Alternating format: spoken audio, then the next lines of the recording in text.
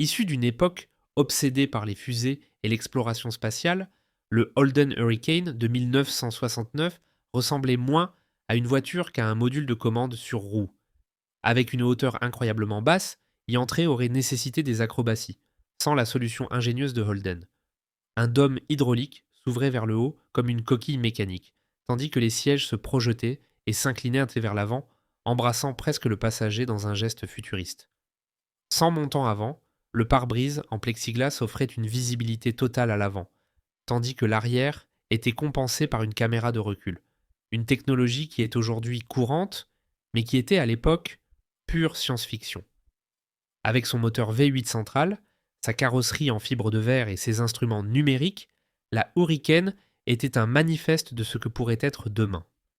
Bien qu'elle ne soit jamais arrivée sur les routes, elle reste l'un des concepts les plus audacieux jamais créés par un constructeur automobile australien. L'Italdesign à Speed, dévoilée en 1988, n'a pas seulement rompu avec les normes, elle a complètement réinventé l'idée de la carrosserie automobile. Ces portes conventionnelles passeraient inaperçues sans le toit en verre incurvé qui unissait le pare-brise, les côtés et le toit en un seul arc translucide. Cette pièce était fabriquée à l'aide d'une technologie de verre doublement incurvé, une prouesse technique qui offrait une ligne visuelle ininterrompue, comme si la voiture était moulée dans une bulle, à la fois liquide et solide. La transparence presque totale créait un habitacle lumineux, presque éthéré, avec un air de vaisseau spatial urbain. C'était un aperçu audacieux de la façon dont le design automobile pouvait allier beauté sculpturale et fonctionnalité. La Speed a anticipé des tendances qui ne seraient explorées que des décennies plus tard dans des véhicules haute performance, prouvant que la véritable innovation réside dans les détails qui redéfinissent notre relation avec la machine. En 1954, Kaiser Daran a introduit un concept aussi audacieux qu'inhabituel. Des portes qui se cachèrent dans les ailes avant et coulissaient latéralement comme des panneaux secrets. Il s'agissait d'une réponse directe à la nécessité d'un accès facile sans compromettre l'esthétique fluide de la voiture. Un roadster élégant moulé en fibre de verre. Ce choix structurel était essentiel au bon fonctionnement du mécanisme, tirant parti de la légèreté et de l'espace disponible pour dissimuler les portes de manière épurée et surprenante. Cependant, ce charme innovant avait un prix. Les rails et les engrenages nécessitaient un nettoyage constant. S'ils étaient mains de salle, les portes se bloquaient, obligeant les conducteurs à les laisser ouvertes ou, dans des situations extrêmes, à escalader la carrosserie pour sortir.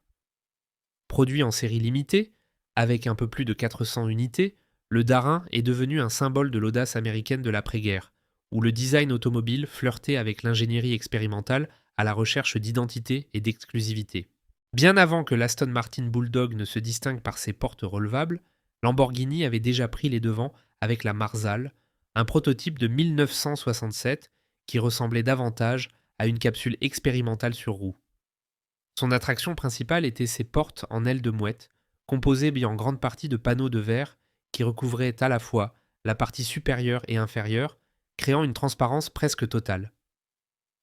Le verre inférieur, à hauteur des jambes, permettait aux occupants d'observer la chaussée directement en dessous, tandis que le mécanisme d'ouverture éliminait tout risque de dommage à l'approche des bordures. On avait l'impression d'être dans une vitrine futuriste en mouvement.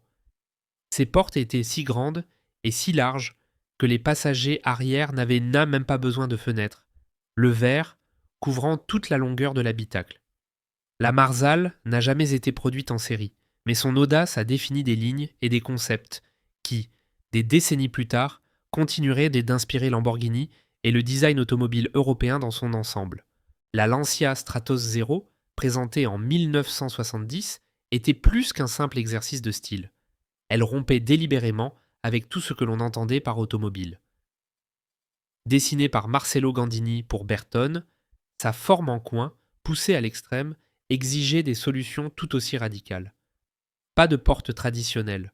On entrait dans le véhicule par le pare-brise qui s'ouvrait vers l'avant comme une trappe d'avion. Le conducteur devait littéralement se glisser dans le cockpit qui était incroyablement bas et enveloppant, comme s'il entrait dans une capsule spatiale terrestre. La carrosserie touchait presque le sol, avec moins de 85 cm de hauteur, ce qui la rendait visuellement choquante et physiquement inaccessible à la plupart des gens. Sans rétroviseur extérieur, elle utilisait des panneaux intérieurs pour élargir la vision latérale.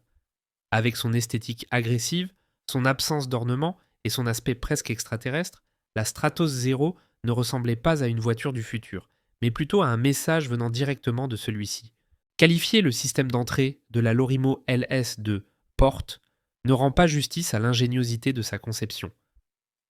Conçu au début des années 90, ce prototype éliminait complètement les portes latérales au profit d'une solution aussi fonctionnelle qu'impressionnante.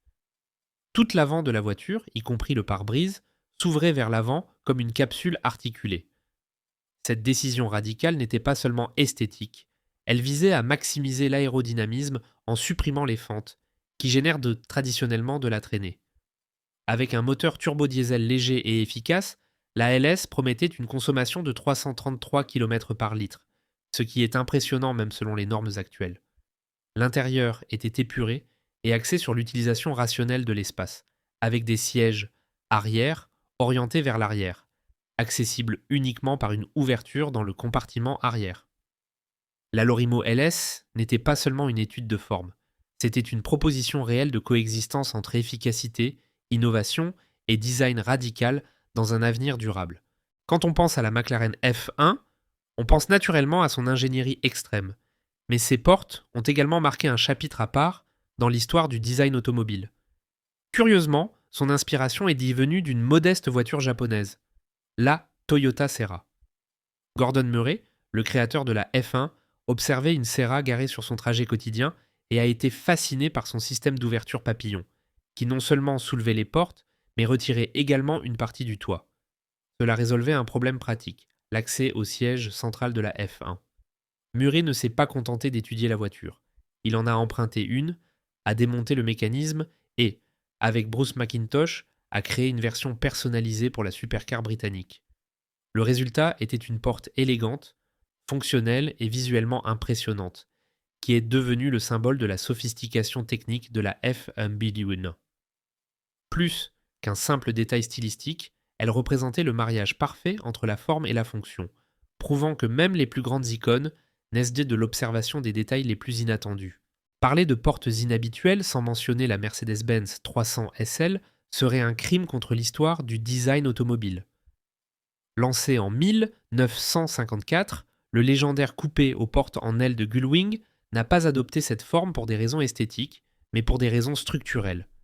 Son châssis, tubulaire, léger et sophistiqué, surélevait tellement les côtés qu'il rendait impossible l'utilisation de portes conventionnelles. La solution était simple et brillante. Des portes qui s'ouvraient vers le haut, comme des ailes prêtes à s'envoler. Le résultat était non seulement fonctionnel, mais aussi emblématique. Outre ces portes, la 300 SL a inauguré le système d'injection directe de carburant sur les voitures de série de la marque, garantissant des performances extraordinaires. Avec une vitesse maximale proche de 265 km/h, elle a marqué un tournant. La 300 SL n'a pas seulement repoussé les limites de l'ingénierie de son époque, elle est devenue une sculpture en mouvement, éternellement associée à la perfection technique allemande. La XM Turnpike Cruiser, créée en 1956, était une capsule temporelle conçue pour l'avenir. Développée par Ghia sur la base d'une Ford F250, ce prototype ne lésinait pas sur l'excentricité et la technologie. Son détail le plus marquant était les panneaux transparents sur le toit, en forme d'aile de papillon, qui se relevaient automatiquement à l'ouverture des portes. La vue supérieure rappelait un T-top divisé, anticipant des tendances qui ne deviendraient des courantes que des décennies plus tard. De plus, le toit bombé était rétractable et se repliait dans le coffre. Comme si cela ne suffisait pas, des capteurs détectaient pour toi la pluie et déclenchaient la fermeture automatique, une prouesse rare même dans les voitures actuelles. Peinte dans une teinte kaki nacré, la Turnpike coûtait environ 86 000 $ à l'époque et a été exposée dans des salons à travers tout le pays, transportée dans une remorque en verre spécialement construite. Un monument roulant d'une époque où l'avenir semblait à portée de main, au volant. Conçue en 1969, la Safari Car ressemblait à une fusion entre un véhicule utilitaire militaire et un salon nomade de luxe, conçu pour des aventures dans la savane africaine. Créée par l'inventeur Brose Baldwin Moore, le véhicule utilisait la base robuste d'un International Travelall à 4 roues motrices et un moteur V8 de 6,3 litres associé à une boîte automatique. Sa particularité, de grandes portes arrière coulissantes, spécialement conçues pour faciliter les tirs pendant les déplacements. Son look était également remarquable. L'extérieur était entièrement rembourré de mousse de polyuréthane et recouvert de nogaï de noir, ce qui lui donnait un aspect rembourré et résistant. L'intérieur offrait 3 sièges à l'avant, des compartiments pour les armes et une banquette arrière qui se transformait en lit. Seules 3 unités ont été produites, dont 2 existent encore aujourd'hui. Il n'a jamais été produit en série, mais aujourd'hui encore, le Safari Car reste une anomalie fascinante, un luxe sauvage façonné pour l'inconnu. L'Alfa Romeo Carabo, dévoilée en 1968, était plus qu'un simple concept car. Elle a marqué un tournant dans le design automobile. À une époque où les courbes douces et les lignes conventionnelles étaient à la norme, la Carabo est arrivée comme une lame émeraude, rompant avec toute l'esthétique dominante. Créée par Marcello Gandini chez Bertone, elle fut la première voiture à présenter des portes en ciseaux, qui s'ouvraient verticalement plutôt que latéralement, créant une chorégraphie mécanique inédite. Ce système n'était pas seulement visuellement impressionnant, il résolvait également des problèmes pratiques dans les garages exigus. L'influence de la Carabo a été immédiate et durable, servant de base à l'emblématique Lamborghini Countach et façonnant toute une génération de supercars angulaires. Peinte dans une teinte verte irisée avec des détails orange, elle évoquait l'image d'un scarabée métallique prêt à attaquer. Avec son moteur V8 en position centrale arrière, elle alliait performance et provocation visuelle. La Carabo n'était pas seulement futuriste, elle était l'avenir incarné dans le métal. L'Alfa Romeo, 33 Stradale, lancée en 1967, est souvent citée comme l'une des plus belles voitures jamais construites. Dérivée directement du prototype de course Tipo 33, elle a été adaptée à la route dans une production extrêmement limitée à seulement 18 exemplaires. Avec sa structure légère en aluminium, elle ne pesait que 700 kg et était propulsée par un moteur V8 de 2 litres monté à l'arrière, offrant des performances impressionnantes pour l'époque. Mais le véritable spectacle se trouvait dans ses portes.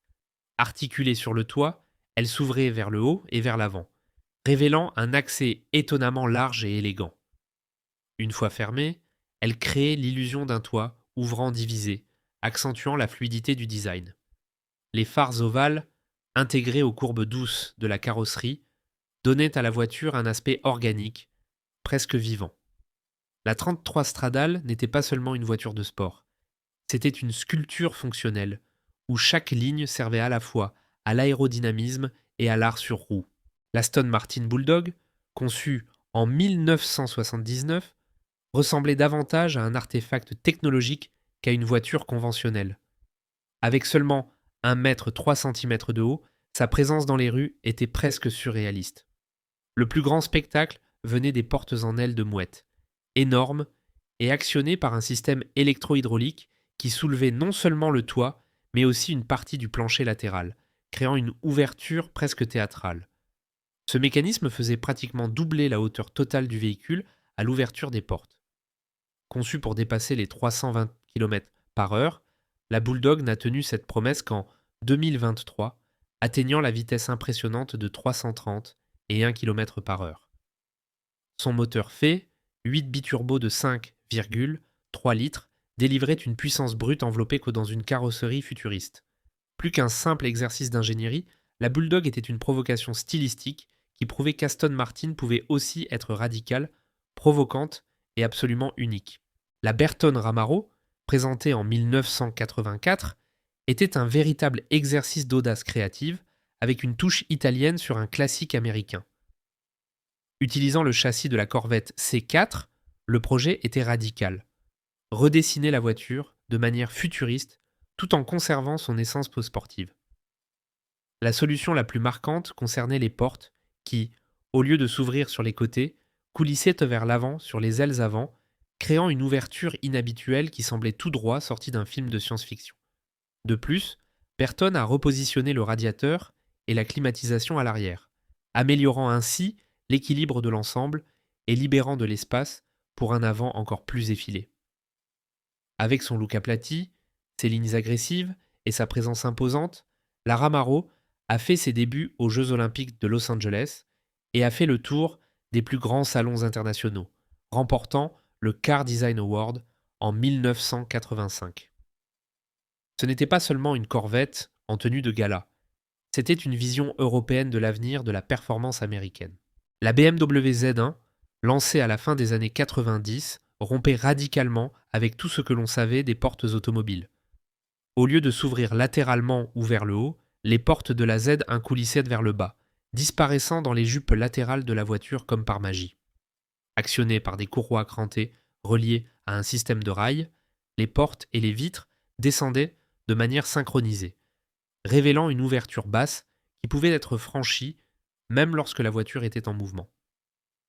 Cette prouesse n'a été possible que grâce à l'utilisation de panneaux thermoplastiques et d'un châssis tubulaire innovant, qui conférait rigidité et légèreté à l'ensemble. La Z1A a été produite en série limitée et est rapidement devenue un objet de convoitise pour les collectionneurs et les passionnés. Conduire avec les portes escamotées n'était pas seulement cool, c'était encouragé, transformant l'expérience en quelque chose de sensoriel et d'unique. Plus qu'un roadster, la Z1 était un manifeste sur la façon dont le design peut défier les conventions avec intelligence et style. La Cadillac Cyclone, développée à la fin des années 50, est l'un des exemples les plus marquants de l'optimisme technologique qui guidait le design automobile aux États-Unis. Avec son toit transparent en forme de bulle, qui rappelait le cockpit d'un avion à réaction, la voiture impressionnait tant par son esthétique que par ses solutions ingénieuses. Ses portes coulissantes, à commande électrique, soulevaient donc des panneaux transparents en forme d'ailes de papillon lorsqu'elles s'ouvraient, créant une large ouverture futuriste. Le toit, pliable et rangé dans le coffre, était équipé de capteurs de pluie qui garantissaient sa fermeture automatique en cas de temps instable. Comme si cela ne suffisait pas, la surface en verre était recouverte d'une couche de argent vaporisée pour bloquer les rayons ultraviolets, une technologie très avancée pour l'époque. Évalué à environ 80 000 $ à l'époque, le Cyclone était un concept audacieux qui anticipait des tendances et des technologies qui ne deviendraient inviables que plusieurs décennies plus tard. La Ferrari 512S Modulo, présentée en 1970, était une vision presque extraterrestre sur roue, créée par la légendaire maison Pininfarina. Avec son profil en coin radical et ses lignes horizontales extrêmes, la Modulo éliminait toute trace de conventionnalisme, y compris les portes. L'accès à l'habitacle se faisait par une capsule en verre qui coulissait vers l'avant, incluant le pare-brise et une partie du toit, permettant d'entrer comme dans un vaisseau spatial.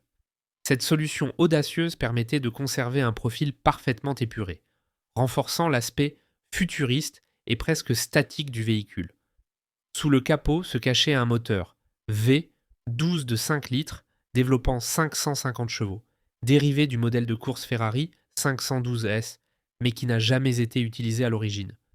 Des décennies plus tard, le producteur James Glickenhaus a restauré le prototype et l'a remis en état de marche, malgré un incident avec un incendie en 2019. La Modulo reste une œuvre d'art motorisée, née de l'excès, du rêve et de la plus pure imagination italienne. La Firebird de 3, dévoilée par General Motors en 1958, était un aperçu du futur vu à travers les yeux de l'ère des avions à réaction. Avec un design dominé par 9 ailettes, des bulles de verre indépendantes pour le conducteur et le passager et une carrosserie légère en fibre de verre, le modèle semblait plus apte à prendre son envol qu'à rouler sur les routes. Les portes étaient un spectacle à part entière. Elles s'élevaient vers l'avant, révélant des habitacles individuels qui évoquaient les cockpits des avions de chasse supersoniques. Les panneaux de verre se fondaient dans la carrosserie, créant une continuité visuelle presque liquide. À la place du volant, un joystick central commandait toutes les fonctions, transportant le conducteur dans une expérience de conduite radicalement nouvelle.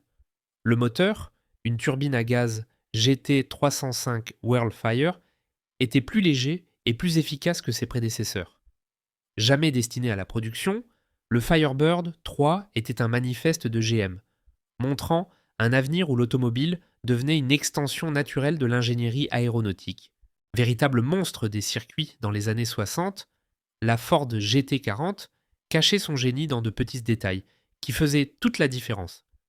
À première vue, ces portes pouvaient lui sembler traditionnelles, mais un examen plus attentif révélait quelque chose d'unique. Elles s'étendaient jusqu'au toit. Cette solution, loin d'être purement esthétique, était essentielle. Avec une hauteur totale de seulement 102 cm, entrer dans la GT40 était un défi physique, surtout avec un casque. La découpe dans le toit facilitait l'entrée et la sortie des pilotes, ce qui permettait de gagner de précieuses secondes lors des relais dans les courses de longue durée comme Le Mans. Ce détail technique est finalement devenu un trait visuel marquant, renforçant l'allure agressive et surbaissée du modèle. Avec des moteurs V8 développant plus de 400 chevaux, la GT40 a dominé Le Mans pendant 4 années consécutives, détrônant Ferrari et entrant dans l'histoire. Les portes, aussi simples qu'ingénieuses, ont joué un rôle fondamental dans le triomphe technique et symbolique de l'ingénierie américaine en Europe. La Graham Type 97 Sharknose, lancée en 1938, était une voiture qui respirait l'audace visuelle et technique, très en avance sur son temps. Son design fluide, avec un avant en forme de nez de requin, anticipait le langage esthétique des années 40, mais la véritable différence résidait dans les portes. Montées à l'arrière avec des charnières oscillantes, les pompes porte-suicides restaient bien parallèles à la carrosserie lorsqu'elles s'ouvraient, garantissant un accès facile sans compromettre la fluidité des lignes extérieures. Dans les versions cabriolet, créées par le maître artisan Jacques Saoutchik, à Paris, les vitres étaient divisées en 2 sections indépendantes.